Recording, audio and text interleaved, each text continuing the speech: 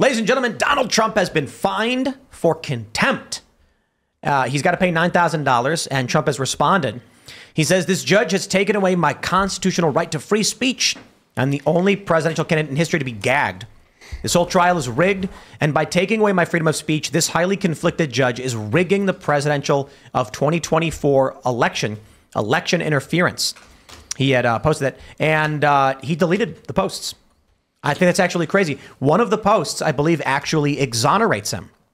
Post Millennial reports Trump deletes Truth Social and campaign website posts under threat of jail from New York judge in the Alvin Bragg case. Benny Johnson has compiled the posts that Donald Trump deleted, the most important of which is this from April 10th, where Donald Trump truthed out. I think that's what you call it, right? He truthed. It always should have been trumpeted. He really missed a chance there, but... Look what was just found, will the fake news report it. Official statement of Stormy Daniels, January 30th, 2018. To whom it may concerns, over the past few weeks, I've been asked countless times to comment on reports of an alleged sexual relationship I had with Donald Trump many, many years ago. The fact of the matter is that each party to this alleged affair denied its existence in 2006, 2011. Actually, it says 2011, 2016, 2017, and now again in 2018. I am not denying this affair because I was paid hush money, as has been reported in overseas owned tabloids. I am denying this affair because it never happened. I will have no further comment on this matter. Please feel free to check me out on Instagram at The Stormy Daniels. Oh, check out our Instagram. There you go. We love a plug. So what's the story on this letter? Did she later come to deny it or something? Or is the court saying it's not real? What is this? I have no idea.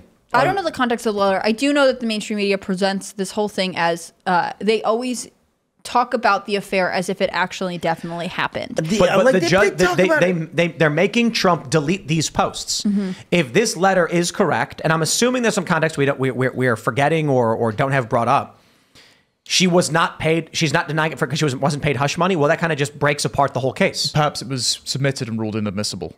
And therefore, because it's already been ruled inadmissible, he, according to the judge, is breaking the conditions of the court because he's now just leaking it out. So they said it shouldn't have any impact on the case. I mean, this is. I think I'm pretty sure this letter is publicly known since 2018, right? Or is this new? I mean, is this part of the terms of the lawsuit that was brought against her, where she still owes Trump like $600,000 in lawyer fees? Was it even really an affair, or did they just like boink once? Well, I don't think it ever happened. I think it happened. I honestly don't. I think there are so many women out there who would see that Trump is running for president and they get paid off that they would be like, yeah, okay, I had an affair. I think Donald Trump has probably slept with hookers before. From the AP. A newly released, from 2023, mind you, March 2023, a newly released document shows porn actor Stormy Daniels admitting she never had an affair with Trump. AP's assessment: the signed statement with the denial was publicly released on January 30th, 2018, not long after Daniels recanted the statement and said that an affair had occurred. She said her denials were due to a non-disclosure agreement. After that, she signed the statement because parties involved made it sound like I had no choice. So she's not a credible witness. Right. And they say a grand jury has been weighing whether to indict Trump in a hush money case investigated by Alvin Bragg's office. And this is a year ago. Amid those proceedings, Trump allies and others on social media attempting to cast the old statement to denying the affair as new information. Well, there was an article in like 2005 or 6 from People magazine or something like that, or it might be E! Entertainment, that was speculating whether or not they'd slept together. So if he was trying to say, I don't want this to come out during the election, it's already existed for 10 years. Yeah. So it can't have been that damaging if it was lurking on the corners of the internet. What I've heard so far in this case is that the prosecution has presented no evidence connecting Donald Trump to anything related to Michael Cohen or what's his name? David? Is it David Pecker? Yeah. The National Enquirer guy. And so perhaps later on, they're just waiting to bring that evidence. Maybe it'll just be testimony from Cohen saying, oh yeah, Trump was involved, but that's just Cohen, who's he committed perjury, right? Right, he did. The other thing is today they had the banker who worked with Cohen to set up the payments and transfer them, who testified that he didn't know what the payments are for. He just had this ongoing established relationship with Cohen as a client.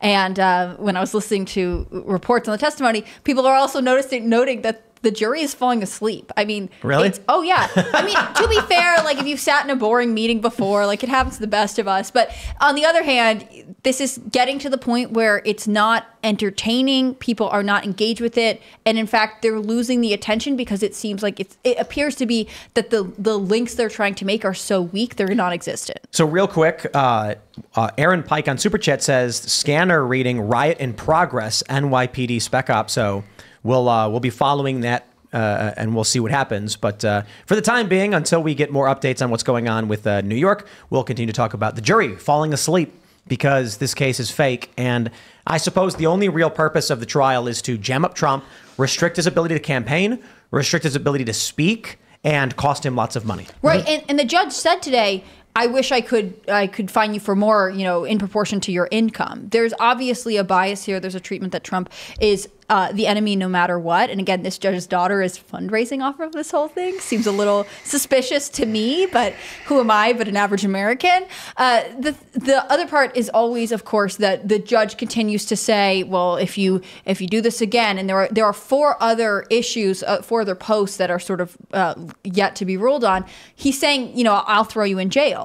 And I had heard one report on MSNBC, I'm not totally sure how true it is, that there's a chance that the judge could instate this or impose this jail punishment after this trial concludes. So you still get that visual of Trump being locked up. I mean, that sounds crazy to me, but this is where the American media and the justice system have decided that Trump is to be convicted in some court of opinion. Yeah. He should go for it, though. And I think this is Trump's greatest flaw, and God bless him, he's a boomer. But when he keeps saying they're taking away my First Amendment rights, true, yes, if the Constitution and the morals of it are not written on the hearts of men, it just becomes a series of guidelines around which people who believe the only truth is power attempt to circumvent it.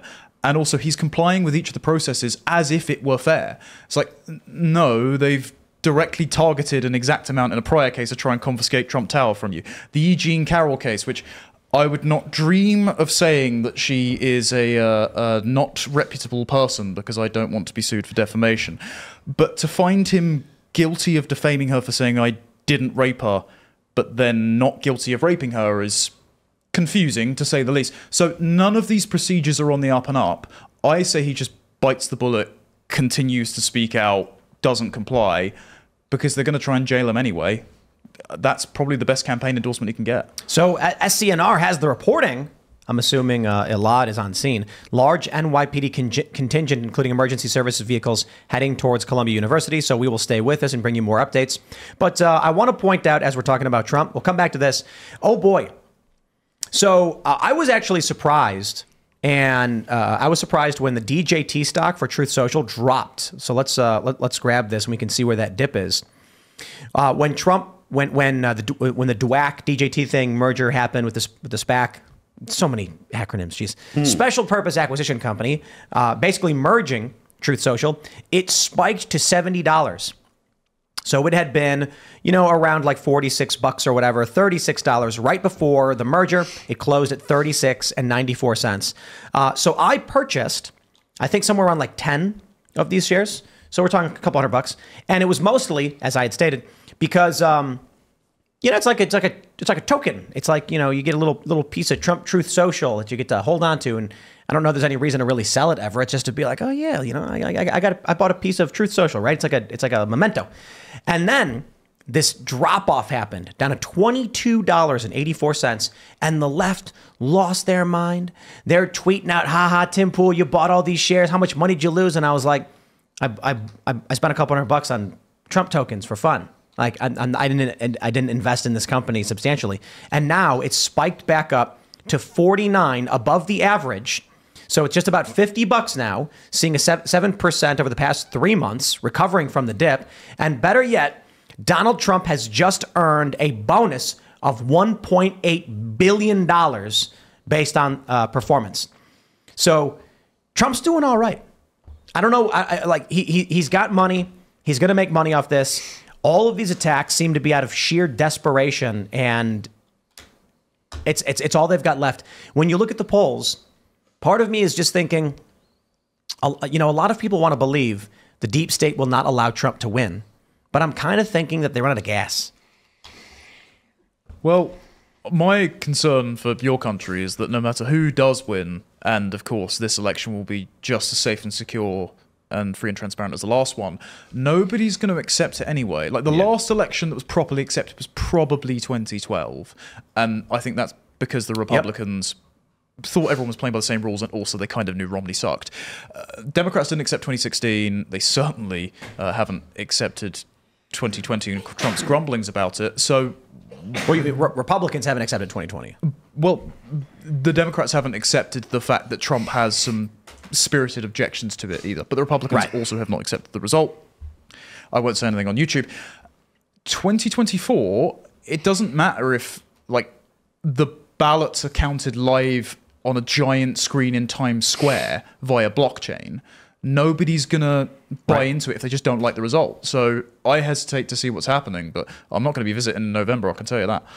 You don't want to see our patriotic fireworks that come with every election? Whoa. Thanks for watching this clip from the Timcast IRL podcast. Hang out with us live Monday through Friday at 8 p.m.